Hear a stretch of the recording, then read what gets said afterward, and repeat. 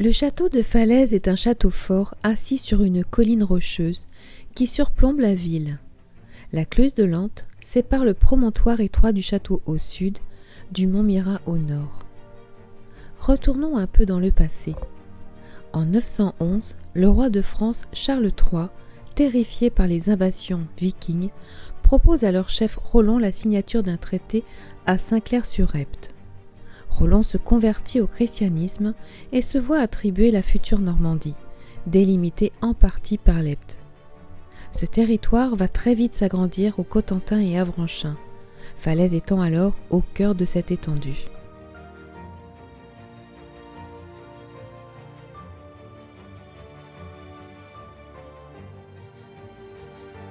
L'histoire du château commence au Xe siècle par la construction de mottes fortifiées par les successeurs de Roland. Le château de Falaise devient l'un des premiers châteaux normands en pierre et s'impose rapidement comme un haut lieu de pouvoir et de stratégie économique.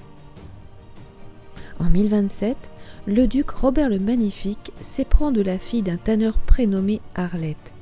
De leur union naît Guillaume le Conquérant qui entre ainsi au château et dans l'histoire. À l'époque, l'édifice est une place forte, difficile à conquérir.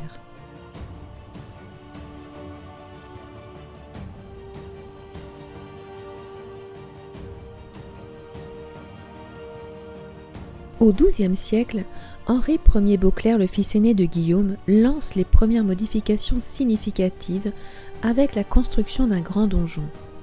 Il est quadrangulaire, typique de l'architecture anglo-normande. Il s'agit du grand donjon. Le premier étage se compose de pièces d'habitation seigneuriale avec une grande salle, une pièce de réception, la chambre, une pièce de vie privée et la chapelle.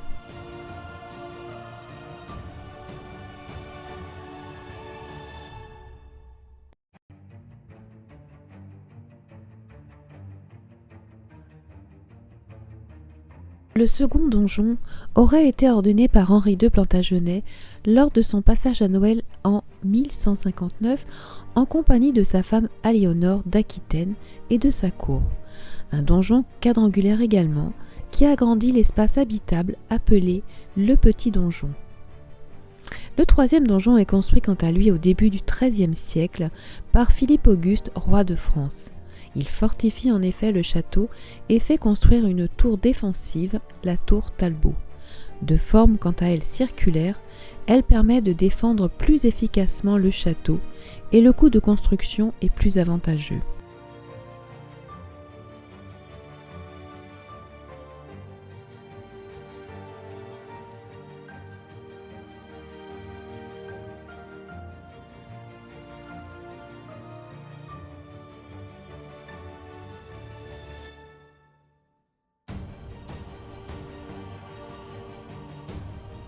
Au XIVe siècle éclate la guerre de Cent Ans, avec les guerres de religion menées par Henri IV, le roi de France protestant. Le château est considérablement endommagé.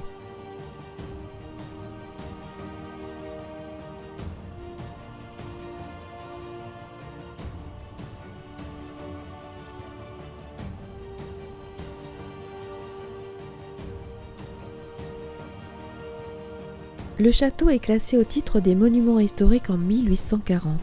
Il est en partie sauvé par le plan des beaux-arts de Prosper Mérimée. Victor Ruprecht Robert, disciple de Viollet-le-Duc, débute une campagne de restauration.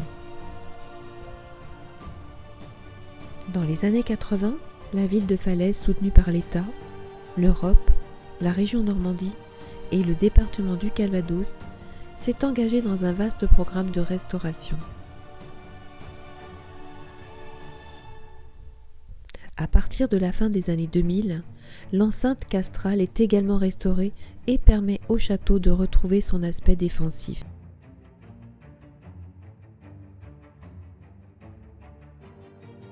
La visite du château nous fait découvrir son histoire, ses conquêtes, ses alliances et ses guerres. La visite intérieure du château de Falaise est interactive. Des tablettes tactiles sont à disposition ainsi que des panneaux explicatifs et des films projetés dans certaines salles.